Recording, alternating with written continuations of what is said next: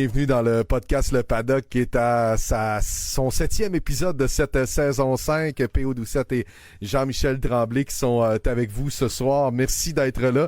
Une tonne de petits problèmes techniques qui commencent la soirée. Là, c'est des choses comme ça. Salut Jean-Mi. Hey, salut. Après, on va l'avoir. Écoute, comme tu dis, on va y aller tranquillement, pas vite. Ah ouais. Tranquillement, on va faire comme Alpine, on va régler les problèmes un à la fois, puis on va venir pas pire. On devrait s'en tirer un jour ou l'autre. Là. Écoute, c'est des choses qui arrivent. Hein. C'est la beauté de la technologie. Ça marche comme fou, là, 2 semaines, t'arrives, puis tout est débâti.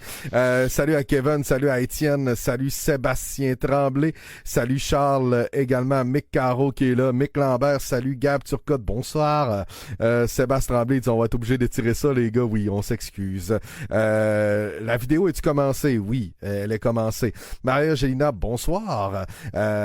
Puis oui, plusieurs Michael ce soir, en effet, Mick Mathieu et Francis, on se dirait Fortier qui gère ton live. Je sais pas c'est qui Fortier, mais j'imagine que Jean-Michel, lui, le connaît et que c'est péjoratif comme commentaire. Ouais. Ben bien sûr, on est en direct de Miami. Toujours, on a clubé hier avec Lando Norris qui gagnait sa première course. Donc, c'est sûr et certain que ça fera partie de nos sujets de l'émission de ce soir.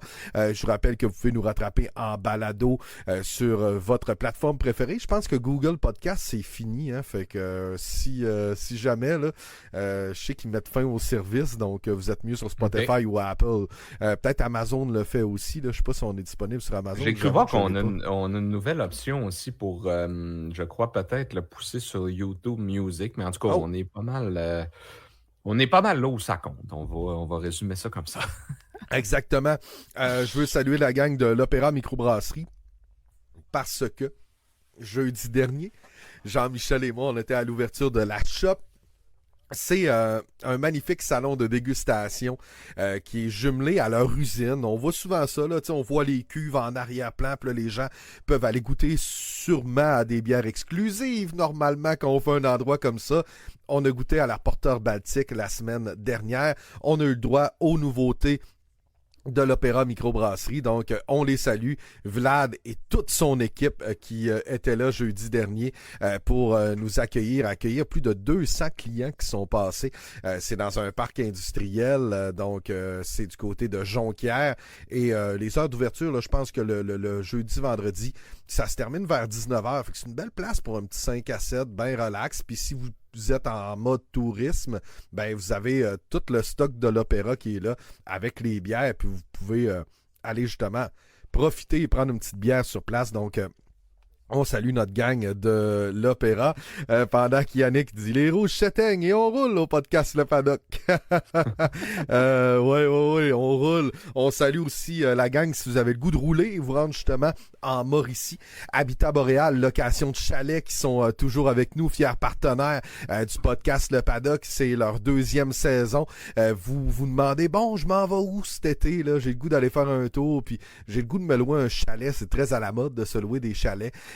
Donc, Habitat Boréal, vous les suivez sur les réseaux sociaux. Vous allez voir leur site internet. Vous êtes une gang. Le chalet La Falaise est incroyable. Vous allez capoter vraiment sur le décor que vous allez avoir. Et bien sûr, c'est des chalets de luxe. Là. Vous allez vraiment aimer votre expérience.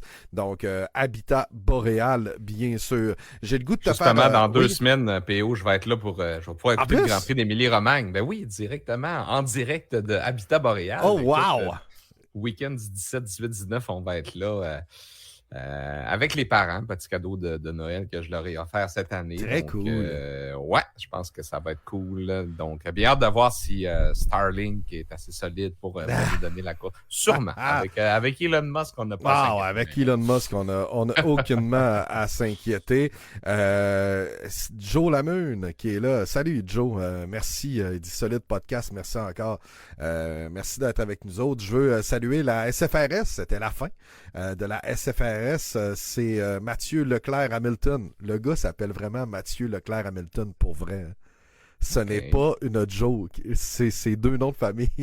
Ce gars-là, il prévoyait quelque chose dans l'avenir, c'est sûr et certain, qui a gagné la course devant Éric Bruno, Nabil El Arak, Luc-Maxime Tremblay et Stéphane Bouchard. Le classement final, Alex Lévesque a gagné son 3e championnat SFRS devant Yann Brisson. Nabil El Arak a terminé 3e. Nicolas Buisson, qui est un gars qu'on connaît bien, qui a terminé 4e. Maxime Tremblay et Jonathan Jobin ont tous deux terminé 5e. Sinon, en D2, là, Jérémy Simard l'a emporté devant J.D. Tremblay, Alexandre Morin, Sébastien Tremblay et, tiens donc, William Tremblay, qui est un des fans du paddock depuis le jour 1. Donc, félicitations à Will pour ton beau top 5 et merci à la SFRS là, de nous avoir fait vivre de beaux moments de F1 en ligne. Vont sûrement reprendre là, avec F1 2024. Si ça vous intéresse de joindre une ligue, vous pourrez le faire avec la SFRS. Salut Oli! Salut Thomas!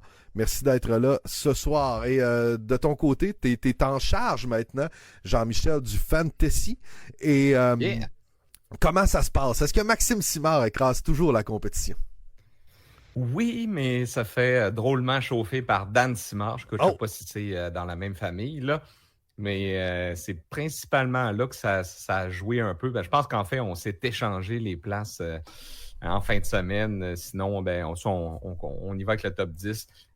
Triple égalité au 3e rang. Donc, Chani Lévesque, Simon Bellil, Pat Filion, collègue de Vidéotron avec moi. Ensuite, Anthony Ménard, P.O. Gagnon, Carl Boulian et moi-même, je l'avoue, j'ai oublié de complètement d'aller faire mes pics pour en fin de semaine.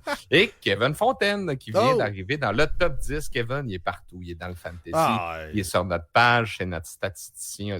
On l'a surnommé. En tout cas, prends-le pas mal. Moi, je trouve que c'est un compliment. Puis avec Paulo et tout, mais t'es comme le Fern du paddock, genre. Moi, je trouve que c'est un compliment. Là. T'es une bible. Là, pour l'avoir vu en vrai, Kevin, je suis pas sûr que la shape d'un goaler, par exemple. C'est un petit gabarit. Désolé, je t'insulte avec ton petit gabarit, mais l'autre jour, tu t'es calé toi-même. Il dit qu'il le prend bien. Bon, c'est correct. On a-tu une belle course hier, les bas et Sébastien? Oui. On va commencer par l'événement de la fin de semaine.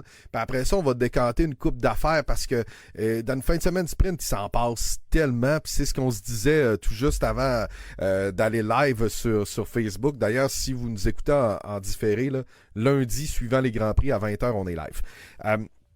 Lando Norris, enfin, Lando Norris a sa victoire. Puis, tu sais, je me disais en fin de semaine, Colin, serait le fun qu'il se passe de quoi d'autre que Max décolle devant tout le monde. Puis, il n'était pas tant en avance comparativement, exemple, au sprint de Chine où il nous avait claqué un 13 secondes en 19 tours, on a fait comme ça. 13 secondes, ouais. Ça va fait que je me disais, bon, il est moins à l'avance. Est-ce que c'est un bon présage pour la course du lendemain? Je m'attendais à voir Norris très fort en qualification. Finalement, ça n'a pas nécessairement été le cas. La piste s'était pas vraiment améliorée lors du dernier essai de qualif justement de la journée. Fait que je me suis dit, bon, on verra en course, qu'est-ce que ça donnera. Puis je m'attendais pas, avec sa position sur la grille, et encore moins avec la course qu'il menait, qu'il allait terminer premier. Mais merci à Kevin Magnussen et le régional de l'étape, comme dirait Gaétan, Logan Surgeon, qui s'est ramassé dans le mur. Ouais, non, tout à fait. C'est ça qu'on disait avant de rentrer en onde, tu sais. Tout à l'heure, aujourd'hui, le lundi, je fais toujours ça. Je passe la journée un peu à lire la plupart des articles qui sont sortis sur le week-end. Des fois qu'on a manqué un petit quelque chose. Un week-end sprint, c'est ça, justement, il y a de l'action le vendredi, le samedi et le dimanche. Fait que là, on dirait qu'avec tout ce concentré d'informations-là aujourd'hui, j'ai à peine des vagues souvenirs de ce qui s'est passé dans la course sprint. Là. Fait qu'on va se remettre à jour un petit peu là-dessus. Mais pour vrai, 3e édition de Miami, je dois l'avouer, cette année, je l'ai aimé. Moi aussi. Pour vrai, là. J'ai aimé mon week-end. On voit que l'événement, je pense, gagne un petit peu plus en maturité. Puis c'était le fun, justement, de voir ça cette année. Puis le circuit, écoute, on commence à l'apprécier. Là, 3e année, puis le rouler un petit peu sur les jeux vidéo, ça nous le fait apprécier un petit peu plus. Puis on va marquer ça. Oui, vas-y. J'ai pas dit que j'aime un Street Circuit, mais Je l'apprivoise un petit peu plus. Ben, moi aussi, parce que je m'attendais que ça soit une course un peu plate, puis pas de dépassement. Puis finalement, on a eu des batailles du tour 1 au 57. Ça a brassé des incidents. On a arraché un cône. Écoute, il s'est passé une tonne d'affaires. Puis on a eu beaucoup, beaucoup d'actions. Le safety car qui a fait en sorte que Lando Norris a eu un free pass. Totalement. Ouais, il s'est ramassé premier. Max a essayé de l'attaquer une fois, mais il y a eu de la difficulté, Max, avec ses pneus, puis il y avait de la difficulté avec la balance de sa Red Bull. Après qu'il a passé par-dessus le cône aussi, on l'a vu, là, le cône a revolé, mais la base qui fixait tout ça, elle était encore là. Je pense qu'on mentionnait qu'il perdait, je pense, à peu près entre 2 et 3 dixièmes au tour avec ce manque de performance-là. Mais peu importe, on est rendu au 6e Grand Prix. Puis, écoute, on a un nouveau vainqueur. Fait que c'est quand même le fun. T'sais, on a quand même 3 vainqueurs dans les 6 premiers. Fait que, écoute, c'est quand même cool. C'est quand même cool. Puis c'est à la régulière, même si, en effet, là, on se cachera pas. Là, je pense que c'était Jenson Button qui faisait des entrevues d'après-course qui disait a little bit of luck, un petit peu de chance. Mais en même temps, ça en prend. En F1 pour battre Red Bull, je pense qu'il fallait justement qu'on tombe sur un safety car. Puis c'est drôle, hein, quand il y a eu le virtual safety, je me dis il y en a un qui s'en vient, c'est sûr. Puis ça brassait, là. À l'arrière, ça brassait énormément. Puis, ça s'est battu, là. C'est pour vrai, là. C'est ceux dans le fantasy, peut-être qu'ils ont fait plus de points avec des pilotes un peu plus en fond de grille. Il y a des points au dépassement aussi. Hein, oui. Ça a été payant, ça. Oui, ça a été payant. Puis je pense que pour Norris, il y avait à survivre à cette attaque de Max Verstappen et par la suite, il a réussi à se creuser un écart. Je pensais même que Leclerc allait réussir à aller le chercher, mais on avait de la difficulté là, chez Ferrari. Là, de tour après tour, on dirait que le grip était différent. Ça a été un peu plus difficile pour eux en fin de semaine. Et Charles Leclerc a mentionné, on a hâte aussi d'avoir nos upgrades, nous, parce qu'on veut se joindre à la fête. Ferrari, là, sont pas si loin derrière non plus de McLaren. Les grosses évolutions que tu nous avais jasées là, sur le groupe Messenger, tu dis il va en avoir une dizaine. C'était principalement Norris qui les avait. Puis c'était drôle parce qu'au courant de la fin de semaine, bon, c'est sûr que dans le sprint, il s'est fait tasser par Hamilton, qui a tassé Stroll, qui a tassé Alonso, qui a tassé tout le monde. Malheureusement, ça s'est mal fini pour lui. Puis je trouvais que ses performances étaient un peu en deçà de Piastri. Pour finalement, c'est lui qui gagne l'épreuve. Fait que je pense que les évolutions ont bien fait parce qu'on était dans le pace chez McLaren en fin de semaine. Ils ont été extrêmement rapides. Puis c'était le fun de voir Lando célébrer ça. Puis je veux dire, c'est un pilote plein de talent. Puis tu te dis un moment donné, il va en avoir une. Mais il tombe aussi dans l'ère où Red Bull et Verstappen sont inarrêtables. Donc je pense que celle-là vaut encore plus. Et on nous dit que c'est le 114e vainqueur de l'histoire de la F1. Fait que, très cool pour Lando. Enfin, hein, Mathieu Véraud dit enfin, mais je pense que tu n'étais pas tout seul. Tout le monde était content, je pense, en fin de semaine. Je ne suis pas le plus grand fan de Lando Norris, mais j'étais content de le voir gagner une épreuve en fin de semaine, honnêtement. Oui, mais honnêtement, moi, j'étais bien content aussi. Puis, tu sais, veut pas. Ça fait longtemps qu'il attend après ça. Je pense qu'on disait que c'est sa comme 6e saison en Formule 1. Fait que ça commençait quand même à être le temps qu'il y parvienne. Donc, en tout cas. Il avait passé proche à Sochi où il avait envoyé chier son ingénieur. Il avait mouillé. Écoute, il pensait qu'il était capable de finir, mais finalement, ça ne s'était pas passé comme il le souhaitait. Ouais, puis il l'a avoué aussi. Il dit souvent je fais des erreurs. Puis ça m'a peut-être déjà coûté des victoires ou des bonnes performances, mais pour moi, super content pour lui. Puis ce que j'ai aimé, c'est après la course où tout le monde était content pour lui. C'est la classe aussi. Il est arrivé en même temps que Russell, en même temps qu'Albon. C'est l'année là, qui est arrivé comme 2, 3, 4 quasiment nouvelles recrues en même temps. Russell a une victoire. Lui, il en a une aussi. Fait que je pense que tout le monde était content. Puis d'avoir Alonso t'applaudir, puis Hamilton aussi, qui, écoute, il a presque perdu le contrôle de sa monoplace, il l'applaudissait, puis il n'y a pas un pilote, je pense, qui n'est pas n'est pas venu le féliciter. Puis il y a même Fred Vasseur dans les félicitations qui est allé crasher un peu les célébrants. Ce gars-là, écoute, je l'adore. Pour vrai, Fred Vasseur, je suis rendu le fan numéro 1 ou 2 de Fred Vasseur. Il est cool, il est funny. Tu le vois dans les réseaux sociaux, il est chumé. Il y a une confrérie des directeurs d'équipe. Oui.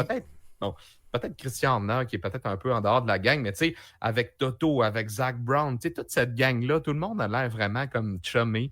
Puis, je sais pas, t'as juste le goût de prendre un café avec. Là, il a tellement l'air sympathique. Là, il a participé. Je pense que c'est ça ça prenait ça à Ferrari. Il est en train tranquillement, pas vite, de mettre les bonnes choses aux bons endroits. Puis écoute, même en fin de semaine, on a vu un petit stop de 1,9 secondes chez Ferrari. Là, ça jouait du coude. 2,1 chez Red Bull, 1,9 puis chez Mercedes, 3 secondes. C'est comme... perdre une seconde dans les puits, c'est dur ou impossible à aller rechercher en piste. Il y a du gros travail à faire là-dessus. Il y a d'énormes travail à faire chez Mercedes qui ont fait jaser un petit peu en début de week-end parce que on courtise pas mal Max Verstappen, mais de façon publique du côté de Toto. Ce qui énerve pas mal Christian Horner. Et bon, on a c'est le but. oui. Et on a appris le départ en plus d'Adrian Newey. Et ça, c'est Zach Brown qui est allé en mettre en disant je pense que ce sera le premier domino. Ça va commencer à tomber. On reçoit beaucoup de CV de chez Red Bull. Fait que ça commence à brasser pas mal en coulisses. Puis, veut pas, la cible dans le dos, c'est Red Bull qui l'a parce que, écoute, ils sont tellement dominants avec les 2 derniers championnats. Je veux dire, ils étaient inarrêtables.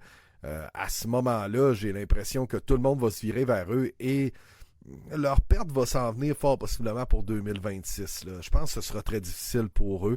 D'un, avec ce départ-là et avec les petites guerres internes là, qui semblent pas ébranler tout de suite l'échiquier de chez Red Bull, mais je pense pour être un peu thème Miami, le palmier va se faire shaker pas mal là, dans les prochaines années, surtout si on a d'autres départs comme ça. Là. C'est sûr et certain que ça va brasser chez Red Bull. Là. Mais comme tu dis un peu, puis je pense que c'est cyclique aussi, la Formule 1. Tu veux pas. Là, on a connu une bonne période de succès chez Red Bull. Ça a été la même chose chez Mercedes. Là, une année, pas que les gens se tannent, mais c'est des gens qui aiment les défis aussi. Ouais.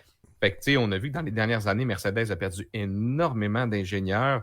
Puis, petit à petit, ça s'est effrité. Il y a eu le plafond budgétaire qui est arrivé. Puis on regarde présentement, ça fait 3 ans qu'on est complètement dans le néant. Une année, c'est une chose. L'année d'après, on se dit non, ça fonctionne pas. Là, cette année, on semble-t-il, dans les commentaires de Russell, c'est qu'on a été trop extrême. Donc, on a trop voulu contrebalancer ce qu'on avait fait de mauvais l'année passée. Fait que là, on était champ gauche, là, on était dans le champ droit complètement. Si on peut résumer ça comme ça. Là. Fait que, au lieu d'y aller tranquillement, pas vite, c'est ça. C'est ce qui fait qu'une séance, c'est bon, l'autre, c'est pas bon. Il fait 30 degrés, c'est pas bon. Il fait 18, c'est bon. Cette voiture-là est complètement imprévisible. Puis, elle n'est pas performante. Hamilton roulait quand même dans le pace de Perez, mais on l'a entendu à un moment donné, si vous avez de la puissance à quelque part, donnez-moi-la. Ouais, s'il vous plaît. S'il vous plaît, donnez-moi-en. Mais bon, ce sera à suivre. Puis Verstappen a été un peu baveux là, en disant non, là, tu sais, moi, finir 5-6, c'est pas mon but. Je pense pour le moment, c'est pas son but, mais à un bon moment donné, je pense que si Red Bull, ça commence à tomber à gauche puis à droite comme ça, je pense pas que c'est un gars qui va rester là. Puis je me demande même s'il va changer d'écurie ou partir vers d'autres projets. Ce sera à voir. Les gens qui se disent ce serait le fun, Newey chez Ferrari, en effet, ce serait cool. C'est le fun, ça brasse. Oui, ça brasse. Puis pour un petit commentaire là, sur Vasseur, il dit difficile de ne pas l'aimer, c'est Sébastien. De ne pas l'aimer, Vasseur. C'est un vrai leader comparé à Binotto. Ouais, tu sais, c'est deux personnes totalement différentes. Je pense qu'il y a un gars qui ça y tente de vivre. Binotto arrivait de la technique aussi. Oui, si c'est ça. T'as un gars qui a la mort d'en face, là, genre Binotto qui avait aucune expression. Puis t'as Fred Vasseur qui est un peu clown. C'est sûr que côté de nous, ce qu'on voit, Vasseur est pas mal plus attrayant. Je pense qu'il est aimé de ses pilotes aussi. D'après moi, Ferrari 2025, là, ça sera déjà intéressant avec... Puis, il a convaincu Hamilton, pareil. Ouais. Il a convaincu Lewis Hamilton de faire le saut chez Ferrari. C'est pas rien non plus d'avoir réussi ça. C'est sûr que le contexte était peut-être un peu favorable après des années de misère puis on voit pas le ciel se dégager à l'horizon. Mais c'est grâce à lui parce qu'ils se connaissent Ouais. quand même depuis longtemps. C'est une amitié de longue date entre les deux. Fait que, on parlait de Newey tout à l'heure. Il y a beaucoup de rumeurs. Mais en même temps, le monsieur, il dit tout ce que j'ai le goût de faire présentement, là, c'est comme de prendre mon camping-car et de faire le tour de l'Europe ou le tour de la France. Je suis plus certain Ouais. de qu'est-ce qu'il a dit. Mais il veut prendre du temps pour lui. Puis je le comprends. Ça fait 30 ans qu'il est en Formule 1. À un moment donné, on l'a dit, il n'y a plus rien à accomplir. Là, on va le mettre. Tout ce qu'il va faire d'ici la fin de la saison, c'est finir le projet de l'Hypercar, de RB17. Puis c'est pas mal ça. Là. On va le voir peut-être comme en fin de semaine au pit wall, mais il ne sera pas dans le département de design. Mais comme on expliquait chez Red Bull, ça fait tellement longtemps qu'il est chez nous que les gens l'équipe autour de lui, il travaillait déjà en retrait quand même depuis plusieurs années. Oui. C'est pour ça qu'on n'est pas tant... Oui, ça va ébranler de perdre quelqu'un comme ça, mais c'est pas à 100% lui qui conçoit toute la voiture. Il y a des gens qui ont appris au fil du temps de lui, puis lui, il supervisait un peu plus la chose. Exactement. Il était un peu en pré-retraite. C'est sûr et certain que tout le monde se dit que ce serait le fun chez Ferrari pour peut-être donner le fameux 8e à Lewis. Puis je veux dire, le gars, c'est un génie, mais est-ce qu'il est capable de virer le bateau de Ferrari de bord en une saison? Je ne sais pas. Ce sera à suivre. Il y a beaucoup de gens qui l'envoient chez Williams également parce qu'il a déjà travaillé pour eux, mais c'est la même chose chez McLaren aussi parce qu'il a déjà travaillé pour eux. Donc ce sera à voir, ce sera un dossier qui sera à suivre, mais j'ai très très hâte de voir. Puis Mick Lambert, c'est drôle, il dit, je me rappelle pas d'avoir jasé autant de coulisses de F1, mais c'est parce que je pense que c'est la game qu'on comprenait un peu moins avant Netflix. On a commencé à connaître des personnages que, désolé là, le mot, mais que tout le monde se crissait avant. Là, je veux dire, on était comme, c'est un directeur d'écurie. C'est lui, là, c'est le boss. Là, mais là, tu fais, ok, il fait telle affaire. Puis que je pense qu'on a personnifié un peu des gens qui n'étaient pas nécessairement à l'avant-plan avec la série Netflix. C'est le cas de Gunther Steiner qui revient contre Haas, soit dit en passant, parce que il dit, hey, vous avez profité de ma face pour vendre et de faire la publicité autour de l'équipe, ce qui est pas faux. Pour le reste, écoute, ce sera peut-être des trucs d'avocats là, qui seront à suivre, mais la série Netflix a fait en sorte qu'on a connu d'autres acteurs dans la F1, puis je pense que c'est pour ça qu'on parle de plus en plus de coulisses F1, et il faut dire que plus on s'y intéresse, plus on se rend compte que les médias qui suivent la F1, eux sont bien contents de parler de la drama. Écoute, je pense qu'on parle à peine des résultats en course, mais des articles sur un tel pourrait aller de quelque part, puis un ingénieur de là peut s'en aller, puis un tel a dit telle affaire. Il y en a 128 qui sortent par jour. Là. Écoute, ça me fait penser... un point que je vais aborder tout à l'heure, c'est... moi, en fin de semaine, j'ai été bien impressionné par Alpine, pour vrai, de voir où est-ce qu'ils ont parti en début de saison puis où est-ce qu'ils sont rendus. Mais quand tu parlais de transfert d'ingénieur, David Sanchez, qui avait été chez McLaren quelques mois, qui a quitté McLaren, et là, qui revient chez Alpine, a déjà travaillé là dans le passé, ancien ingénieur chez Ferrari aussi. Puis là, je pense qu'on l'a mis quand même dans un poste assez important. On va chapeauter le design ou quelque chose comme ça, ou la technique. Donc, chez Alpine, on commence aussi à remonter la pente en fin de semaine. C'était la première fin de semaine que la voiture faisait le poids minimum. Avant, on avait 10 kilos de trop. On a travaillé extrêmement fort. Il ne faut pas oublier qu'on est au 6e Grand Prix. Il en reste encore beaucoup, puis il y a beaucoup d'écuries qui ont déjà réglé plein de problèmes. Puis à Imola, je pense que là, ça va...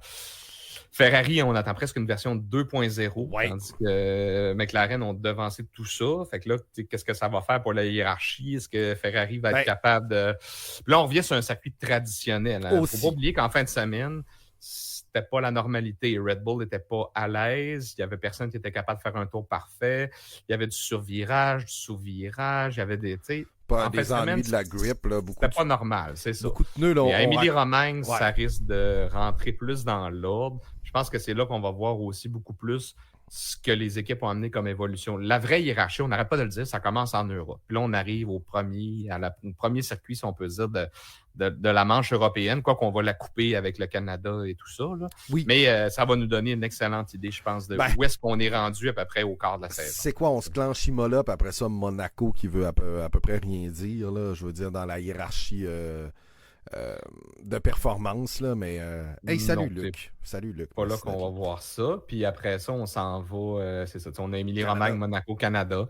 Espagne puis après ça? Ouais, je pense qu'Espagne était déplacé là. Puis après ça, on retourne en Europe jusqu'à la fin du mois de juillet pour la pause estivale. Fait que Mhm. j'ai bien hâte de voir. L'année passée, on n'avait pas pu y aller à cause des inondations. Fait C'est que ça va vrai, être un hein? retour aussi de 2 ans. Donc, ça fait 2 ans qu'on n'est pas allé là, mais je pense que ça va chauffer pas mal. Puis on risque de voir Red Bull Max de revenir un petit peu plus à la dominance qu'il était. Là. Quoique c'est moins pire un peu que les années passées.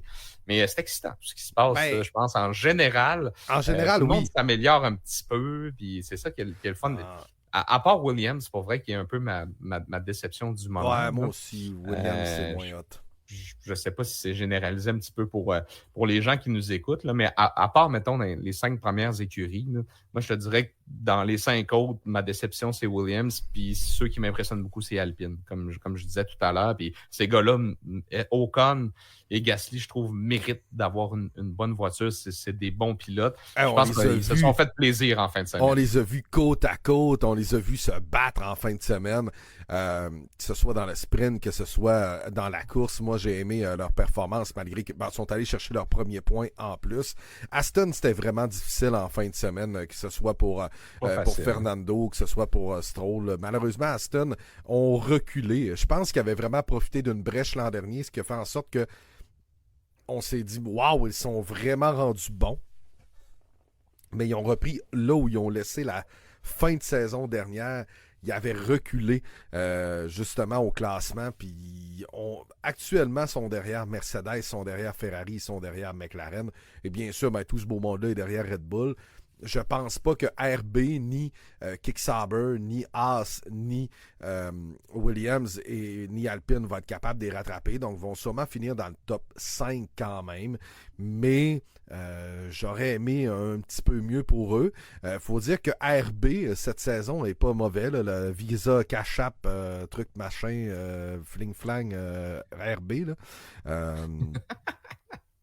Daniel Ricciardo a été solide en sprint. Ça a été tout autre chose en qualif et le Ouais. lendemain en course. Mais Yuki est allé chercher des points. Donc, c'est une belle fin de semaine quand même pour eux. On dit, on jase-tu de Stroll, là? Ouais, non, pas en fin de semaine. Stroll, c'est ça. Ouais, je pense on a fait le tour. Honnêtement, Mais, on en jasera quand il y aura un beau flash. oui, Son mais, prochain beau flash. Là, cependant, en qualif, il a été meilleur qu'Alonso. ouais, Fait que, ça, t'as raison. on va y donner. C'est en Ouais. course. Il a été dans des bagarres. Puis je voyais encore un article aujourd'hui qui disait est-ce qu'on peut élargir le système de points. Puis, Colin, avec les bagarres qu'on a en arrière pour la 12, la 13, la 14, je serais quasiment Ouais. d'accord parce qu'au moins, on pourrait faire là, ça nous ajoute comme 2 luttes ou 3 luttes de plus pour Absolument. un point. Moi, j'irais dans ce sens-là, surtout que le midfield puis le bas, là, si on veut, là, présentement, je te dirais que c'est là qu'on voit les plus belles bagarres, puis c'est là que ça change fin de semaine en fin de semaine. Donc, je pense que ça rajouterait de l'intérêt.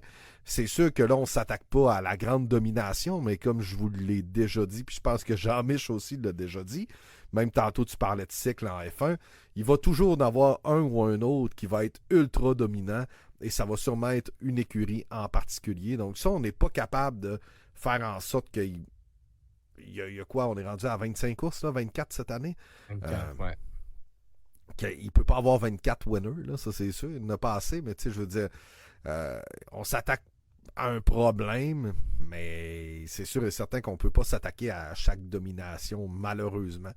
Mais gars, en fin de semaine, je pense que ça a fait du bien pour tout le monde. Puis il y a des gens qui pensaient que Verstappen allait toutes les gagner. Mais tu sais, à la date, il y en a 2 qui n'ont pas gagné, puis on est au 6e Grand Prix. C'est pas si mal que ça. Bon, il y en a une que son char a pété, mais bon, ça, c'est un autre dossier. Des points Ouais, jusqu'à c'est notre 12. histoire. Ouais, c'est ce qu'on avance, puis en effet, Moi, pour vrai, serait bien. je serais vraiment d'accord. Mhm. Puis, tu sais, comme tu le dis, il y a tellement de fights en arrière, mais de te battre pour rien. Tu sais, à un moment donné, il faut que tu te battes avec pour un objectif. Là, sinon, Oui. on est tous d'accord que ça donne pas grand-chose. Fait que je pense que c'est quelque chose qui pourrait être très intéressant, très faisable. Je pense que la plupart des écuries semblent bien ouverts à ça. Donc, reste à voir si ça sera... il faut que ça soit la commission F1, hein, ça soit Ouais. discuté puis que ça soit approuvé et tout. Mais on voit d'autres séries quand même. Puis Tu sais, à la limite, tu sais, je sais que c'est un peu comme au hockey, tu sais, il y a des gens qui sont conservateurs et tout, mais moi, je sais pas, moi, les 15 premiers, à la limite, là, tu sais, puis, mais rendu là, en fin de la saison, tu sais, ça va... Tu Ça sais, va ça va pimenter juste dans des le... choses, ouais. Ça va juste pimenter les choses. Puis, tu sais, ça changera rien aux gens qui sont en avant. Tu sais, ils se font pas rattraper parce que Red Bull, parce que RB finit, par exemple, 11 fois 12e. Tu sais, ça Ben non, c'est impactera ça. pas les équipes qui sont en haut. Eux autres, ça va rien changer pour eux autres. Mais c'est plus en arrière, dans le midfield, puis à la fin, comme tu disais, que ça peut créer des motivations additionnelles et tout. Donc, puis changer les dynamiques, plus prendre de risques, moins de prendre de risques. En tout cas, moi, pour vrai, Ouais, puis je suis vraiment pas fermé à ça. à un bon moment donné, on a dit à Piastri, tu sais, Lando est en train de lead l'épreuve, tu sais, va pas Oui, provoquer un safety car, là, tu sais, oui. puis c'était pour une 17e position, mais là, si c'est pour une 12e qui vaut un point, on fait quoi? Est-ce qu'il va avoir plus de safety? Est-ce qu'il va avoir plus de risques? Est-ce qu'on va avoir plus de manœuvres à la Magnussen, comme on a vu en fin de semaine, qui sera notre prochain sujet? Ben, moi, Oui. je pense que ça amènerait de l'action à pas mal. Je suis vraiment Oui. pour. Et on parlait peut-être à la style NASCAR, là, tu sais, donner un point si tu finis, là. Mais tu sais, en NASCAR, des fois, c'est quasiment un derby démolition, là. Fait que c'est Ouais, sûr que il y a 40 quand voitures. ouais, il y a 40 voitures. Fait que quand t'as fini, Pas tu pareil. mérites ton point, là. C'est sûr que tu mérites ton point. Avez-vous entendu parler aux États-Unis, ils font parler pourquoi F1 ne voulait pas... Ouais, comme nouvelle écurie, oui, je pense que... C'est le Congrès C'est américain, ça. dans le fond, qui veut... Puis en même temps, Kevin me jasait de ce point-là, puis c'est un point que je trouve intéressant. C'est que les États-Unis sont super protectionnistes, Ouais. les emplois et tout. Puis, veut pas, Liberty est américain. Il y a 3 grands prix aux États-Unis. Donc, genre, vous venez siphonner de l'argent chez nous. On a une écurie américaine qui veut rentrer en Formule 1 très solide, créer des emplois ici. Puis, vous voulez pas. Fait que, puis ça, moi, j'aime un peu ça parce qu'on s'entend, le Congrès américain, c'est un show. Là, on a vu Oui. des PDG d'entreprises aller se faire humilier là, Mark Zuckerberg, peu importe, nommez-les, là, le président de Boeing, puis c'est un gros shit show. Là. Mais juste peut-être pour voir Liberty Media essayer de justifier ça et tout. Puis, aux États-Unis, c'est bien politique. Ouais. Là. On a vu aujourd'hui, là, je regardais sur TikTok, Lando Norris qui jasait avec Trump, puis il serrait la main. Oui. Qu'est-ce qu'il fait là?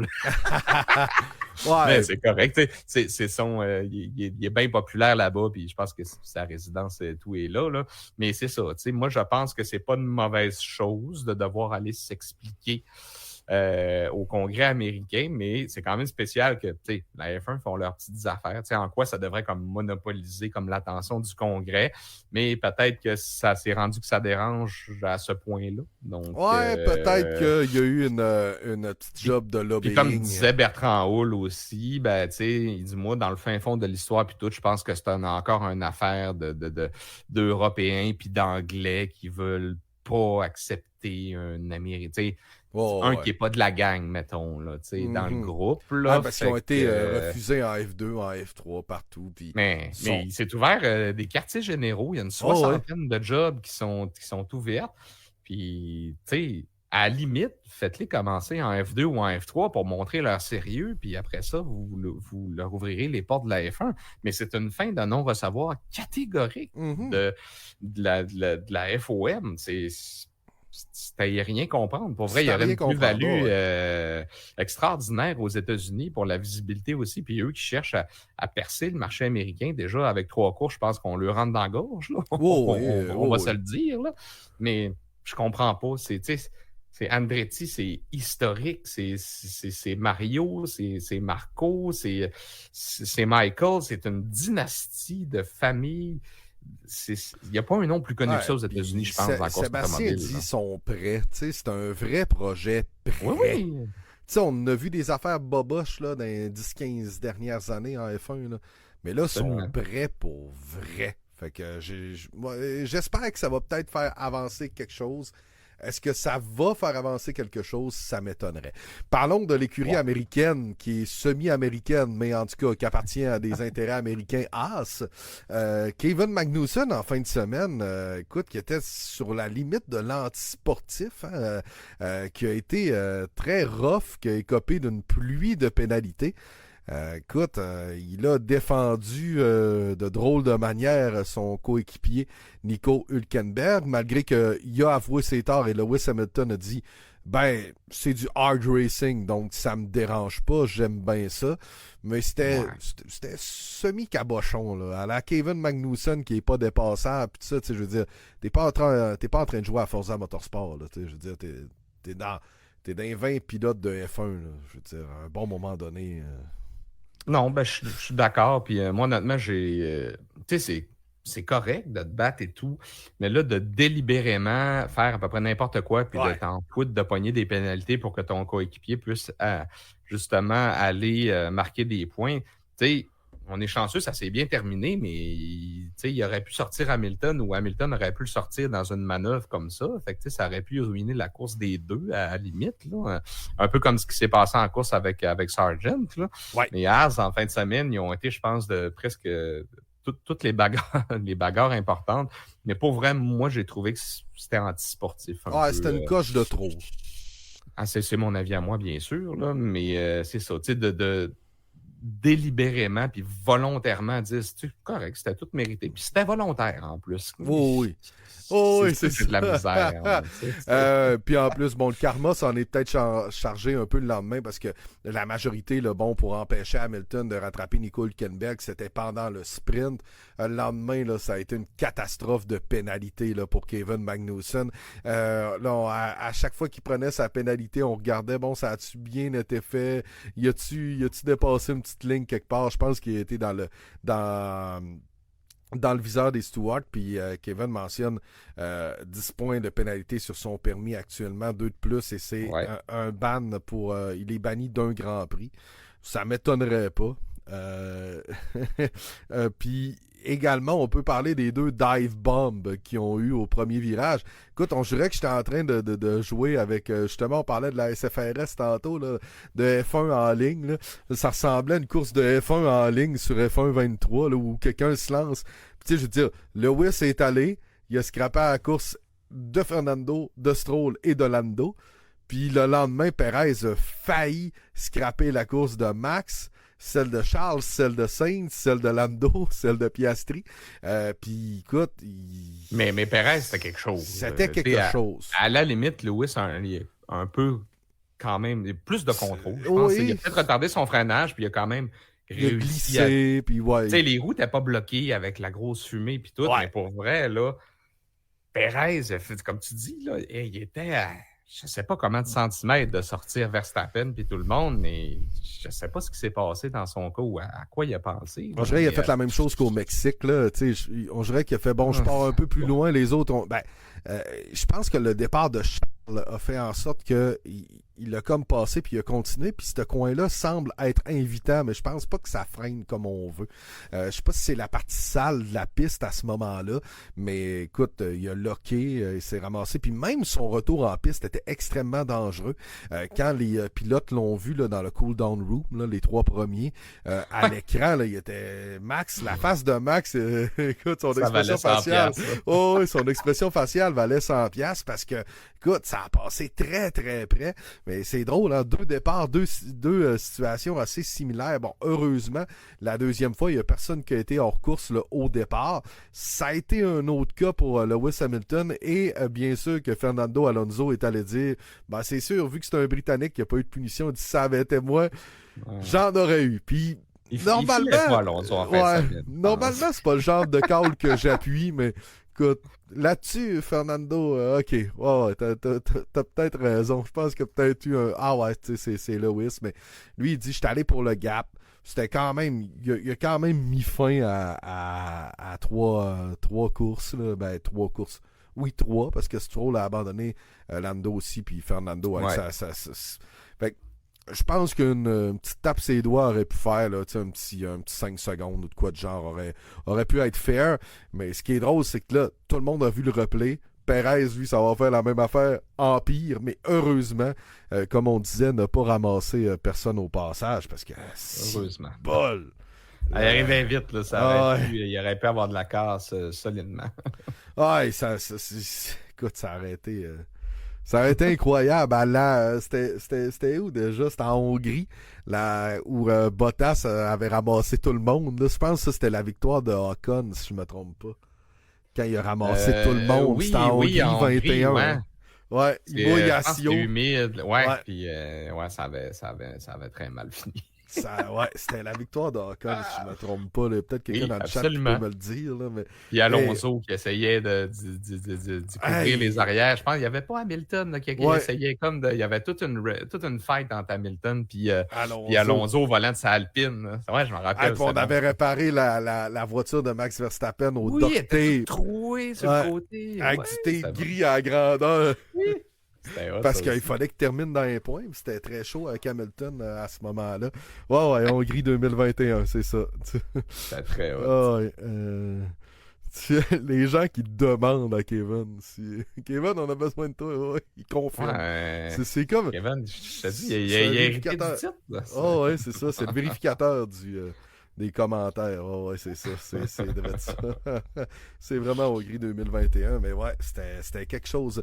Pinball Bottas. Et que il avait ramassé tout le monde sur son passage. Puis en plus, là-bas, c'est un virage style Miami, mais encore plus corsé parce que... c'est pas... on s'en va dans la direction diamétralement opposée à où t'arrives. Fait que, tu sais, je veux dire, ça... Ouais. C'est un gros freinage, puis tout le monde se ramasse un peu dans le tapon à un bon moment donné. Là. Fait que c'était 3-4 de large à ce moment-là. Oui, c'est ce que ça avait fait. Tout le monde s'est fait ramasser. On a failli assister à ça en fin de semaine. Malgré tout, je pense que ça a été vraiment une belle fin de semaine. J'ai goût de te dire, fait que finalement, les sprints, on aime ça. Cette saison, j'aime mieux ça que la saison passée. Hein. Oui, ça fait un long week-end, mais... Le nouvel horaire, pour vrai, j'aime bien ça. Je trouve ça le fun. Puis en plus, le samedi, ça nous met beaucoup d'action. On a la course sprint, puis comme 3 heures après, on a la qualif qui décolle. Fait que ça fait un samedi quand même avec beaucoup de trucs à écouter. Ma blonde aime moins parce que... ouais, ben moi, écoute, en fin de semaine, F1 TV a roulé de vendredi à dimanche. Là. C'était vraiment ça. Écoute, on avait le filleul à ma blonde, puis cet enfant-là, un jour, il va dire « Ouais, j'écoutais tout le temps la F1 avec PO. » Parce que il est arrivé le vendredi, je l'ai assis avec moi, je lui montrais les voitures. Le lendemain midi, j'étais là « Hey, check les voitures. » Le samedi soir, « Hey, check. » C'est très hot, ça. Fait que, non, ça a été une belle fin de semaine. Puis, je dois avouer que j'aime mieux le format aussi. On classe les choses. Il y a une pratique. On s'en va en sprint qualifying. Il y a le sprint. Ensuite, on peut jouer sur les voitures. Fait que c'est ça qui est intéressant parce que... Ben oui. Daniel Ricciardo qui a terminé 4, qui s'élance 17. On voit Mercedes qui avait eu de la difficulté. Finalement, on a réussi à aller marquer des points. Tu sais, ça fait changement parce que l'ancien sprint, c'était une course plus courte de la course que tu allais avoir le lendemain. Tandis que là, vu qu'on peut un peu jouer sur les réglages puis tout ça, des fois, ça va désavantager une équipe, mais d'autres fois, ça va l'avantager. Puis c'est ça que j'ai trouvé intéressant, moi, en fin de semaine, c'est qu'on a eu des résultats différents entre la course et le sprint. Puis Miami, écoute, ça a été une réussite ce week-end. Je m'attendais pas à ce que ce soit aussi le fun et aussi beau à voir, mais ça a été solide. Là. Je veux dire, Hamilton a terminé 6, Russell 8. T'sais, on a quand même sauvé les meubles parce que on était hors des points là, pour Lewis, si je ne me trompe pas, pour ce qui est du sprint. Je suis allé vérifier pour être sûr. Là. Pas dire n'importe quoi. Oui, il y a eu sa pénalité. Il y a eu sa pénalité, mais c'était pas pour... c'était speeding dans le pit lane. Fait qu'il a été il a roulé trop vite. Quand il y a eu le... Ouais, c'est ça, l'accident de Norris, je pense. Ils ont fait passer les voitures dans la ligne des puits. Puis, semble-t-il que, tu sais, vu qu'il suivait à queue leu, il a pas mis son pit limiter. Puis, ça nous rappelle, voyons, Azerbaïdjan avec les freins la répartition de freins qui était d'un bord ou tout de l'autre. En tout cas, ça avait. Je me rappelle encore quand j'ai écouté ça. Non! non! Moi, je criais comme... c'est-tu Mark Webber? C'est en qu'on 2021, l'entend? je pense. Ça aussi, ouais.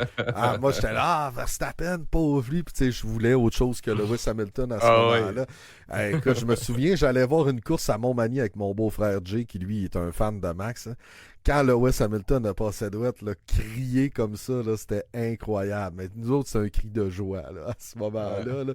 Peut-être un peu moins pour toi, Jean-Michel, mais c'était le fun. Mais tu sais, ça nous amenait ce genre d'émotion-là où on était sur le bout de notre siège. Puis j'ai l'impression que cette saison, si McLaren est capable, je pense pas qu'on accote 21, là, mais si McLaren est capable de faire de belles performances, que Ferrari est capable d'en ajouter d'autres, ce sera intéressant à suivre. Puis j'ai l'impression que le couteau entre les dents de Sainz commence à glisser un petit peu. Charles, je vous avais dit, Charles, il est peut-être pas à prendre à la légère. Tu sais, au début, on était comme, on a-tu misé sur le bon cheval, mais attendons, il y a 24 grands prix. Je trouve que Leclerc est assez constant dans les dernières fins de semaine, puis je le trouve bien intéressant. Charles, je suis content de le voir où il est actuellement. Il est où l'ami Jérôme? Tantôt, il était là. Tantôt, il est passé. Fait que je sais. Il doit se remettre de son party d'équipe de samedi soir. Ouais, c'est ça. Ça semblerait qu'il est encore hangover de samedi soir, son party de fin d'équipe des Marquis. Classement, on va le regarder parce que des fois, on le regarde, des fois, on le regarde pas, mais il est intéressant. Bon, bien sûr que Max Verstappen est premier à 136. Perez est à 103. Non loin derrière, Charles Leclerc est à 98 points. Lando Norris est maintenant quatrième avec 83 points, égal à Carlos Sainz qui a lui aussi 83 points. Piastri sixième à 41. George Russell est à 37, il est septième. 33 points pour Fernando Alonso, huitième. Neuvième, Lewis Hamilton à 27 points. Et Yuki Tsunoda est maintenant dixième avec 14 points. Il a dépassé Lance Stroll qui est maintenant 11e avec seulement 9 points. 12e, Oliver Berman et ses 6 points. 6 points également pour Nico Hülkenberg qui est 13e, 14e, Danny Rick qui est allé chercher ses premiers points en fin de semaine. Ocon qui est sorti de la gang des zéros avec 1 point, il est 15e. Magnussen est 16 et ensuite Albon, Joe, Gasly, Bottas et Sargent, c'est un gros à 0 points. En parlant de Bottas, écoute, je ne sais pas si tu es sur ce feeling-là, mais si je regarde l'avenir, je commence à m'inquiéter un peu. Ça semble être la fin. On n'a pas changé son ingénieur, puis sans trop l'avertir. Puis sans trop l'avertir. Clairement, il n'est pas dans les plans de Audi. Non. Je pense pas qu'il est dans les plans d'aucune autre équipe. Puis Joe Guan Yu, on s'entend qu'Audi, ils n'ont pas besoin de l'argent de Joe Guan Yu, là, fait que c'est pas... En tout cas, ça sent pas très bon, peut-être. Ça sent la fin pour ces deux-là. Ouais. Pour ces deux-là. Et l'ami Logan aussi. Qui Logan. Emprunté. Ouais, Logan, il vit du temps emprunté, Logan. Ça achève pour lui. Chez les constructeurs, ça aussi, ce sera intéressant. Bon, Red Bull est à 2,39, là. Je pense qu'ils vont gagner cette saison, mais Ferrari est à 187, McLaren est à 124. Hey, la saison dernière, je pense s'il y avait 16 points, c'est bon. Là.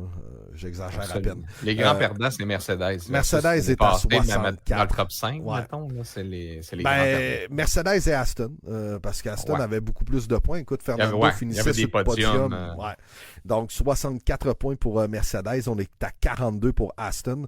Ça, ce sera vraiment le top 5 d'après moi là, pour le reste de la saison, parce que tout de suite, on tombe à RB avec 19, Haas avec 7, Alpine avec 1, Williams et Kick Sauber à 0.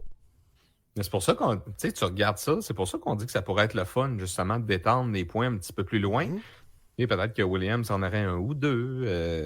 Ça en aurait peut-être genre 11-12 à la place. Je suis vraiment pour l'idée, moi, en toute honnêteté. J'ai rien contre, puis ça dérange pas les gens qui sont en avant. Parce que croyez-moi, si ça les dérangerait, ça aurait dit non, ça fait longtemps. Hey, c'est sûr et certain. Écoute, on a-tu d'autres sujets qu'on n'a pas passé rapidement? J'essaie de me faire une petite carte mentale de tout ça. On a parlé de Norris, on a parlé d'Hamilton, Ricardo... Aston, ça a été plus difficile. Écoute, je pense qu'on a pas mal fait le tour. Carlos Sainz, on a parlé. Carlos. Il a été pénalisé, soit dit en passant, pour le contact avec Piastri. Là, ça a été fait après la course. Sinon, écoute, je pense qu'on a fait le tour pour ce soir. On a bien ri, on a bien eu du fun. Ah, ben, la bière de la semaine, hein, on l'a pas présentée, mais c'est toujours disponible Oui. en story. Elle est Honnêtement, dangereuse. oui, c'est une. On commence Elle ne, à. elle ne goûte pas du tout le niveau d'alcool qu'elle contient. Non, c'est ça, c'est une 9%. OK? C'est une triple gauze. Normalement, si vous êtes habitué des bières, les gauzes ou gueuses, là, appelez-les comme vous voulez, c'est le genre de bière qui est un peu saline, sûre, mais dans le 4%, 5% maximum, puis des fois, tu as de la 3,8. Là. C'est une bière de soif, un petit peu là, de fin d'après-midi. Et bien sûr, les amis d'Opéra avec Ralbock en ont fait une triple gauze, mûre framboise et zeste de citron à un léger 9% d'alcool. Donc, c'est pour ça que ce soir, des fois, s'il y a des mots qui ont mal sorti ou que des fois, on ravale notre salive parce qu'elle est surette, ben c'est pour ça. On hyper salive. Stroll, c'était quoi sa pénalité? C'est une bonne question. J'ai pas vu qu'elle avait été... Ah oui! C'était pas... Oui, je me souviens qu'il y a une pénalité. Vas-y, parce que écoute, il y en a tellement eu que je me souviens plus exactement c'était lequel. FIA. Puis on commence à achever aussi. Oui, la fin arrive, Michel Fortin. Ça sent bien. Carte 18, Leaving the Track and Gaining. Ah oui! Un avantage. Ouais, il avait dépassé, ouais. Ouais. Il avait dépassé une voiture de façon illégale. Avec Albon. Ouais, avec Albon. Ouais. 10 secondes, ouais. C'est ça. Fait que, mais il y a eu beaucoup de track limit en fin de semaine. Il y a eu beaucoup de... Ça a joué du coude dans une place qui n'était pas large. Puis c'est ça qui a fait en sorte qu'on a eu un beau spectacle du côté de Miami en fin de semaine. Prochain Grand Prix, c'est Émilie-Romagne et c'est Imola, là, si on veut. Ça va avoir lieu dans quoi, 2 semaines? 2 semaines. Puis juste pour faire le 17. En fait, 30 ans qu'Ayrton Senna était décédé. Justement, week-end, à ce circuit-là. Écoute, j'étais en train de relire tout ce qui s'est passé, puis ça, on n'avait pas peur. Une autre couche sur Magnussen, qui est rentré dans la ligne des puits, sur le safety car, mais il n'a pas changé ses pneus. Ils ont essayé de faire un 10 secondes, leur 10 secondes. Ouais, entering pit lane under safety car conditions. Ouais, c'était une drôle de fin de semaine pour eux. Entering pit lane during safety car période. Écoute, il y en a. Il y en a plusieurs sur le numéro 20. Des allégeances de comportement antisportif. La liste est très longue. La liste est longue pour Kevin. Il a agi en Kevin du boulevard Talbot et ça, il y a juste des gens du Saguenay qui vont comprendre. Oui. Celle-là. Un gros merci d'avoir été là ce soir. Je vois Michael qui est souvent là. Salut Émile, merci d'avoir passé. Oli Simard, salut mon pote. Pour les gens qui se sont joints à la fin, n'hésitez pas à nous suivre sur Spotify, sur Apple Podcast. Vous pouvez nous suivre également sur notre page Facebook parce que Jean-Michel upload l'épisode 3 minutes après la fin, là, honnêtement. Là. Michael a dit, mets ta bête chouane. Si vous allez voir sur notre page, écoute, on est déjà à Émilie-Romagne. Ouais, on est déjà à Émilie-Romagne. On s'en va déjà. Parce qu'il faut voyager, nous autres, on est à Miami en ce moment. Là, fait que, on attend notre semi-privé. Là. Ouais, on est dans le très semi-privé. Là, on va essayer de traverser ça. On attend les vols d'Alexis qui nous sortent un spécial pour Émilie-Romagne.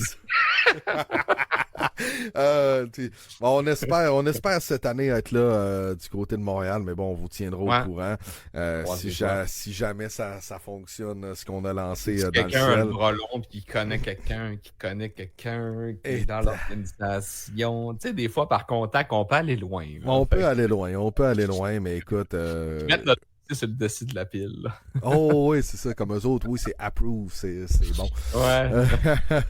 Un gros merci d'avoir été là ce soir. Merci à Opéra Microbrasserie, à Habitat Boréal également.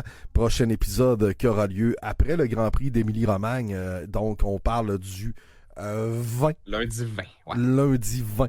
On sera là. Donc, lundi prochain, le 13, il n'y a rien. Moi, je vais avoir un petit congé dans ce bout-là, puis je vais revenir justement pour le 20 en pleine forme. Et je suis très content demain pour la petite histoire de ne pas travailler à 5 heures du matin, parce que là, prendre une 9% avant d'aller me coucher puis me lever à 4h25. Ça n'aurait pas fait un bon ménage. Donc, merci tout le monde. Merci d'avoir été là, puis on vous dit à la prochaine. Salut, Jean-Mi! Salut!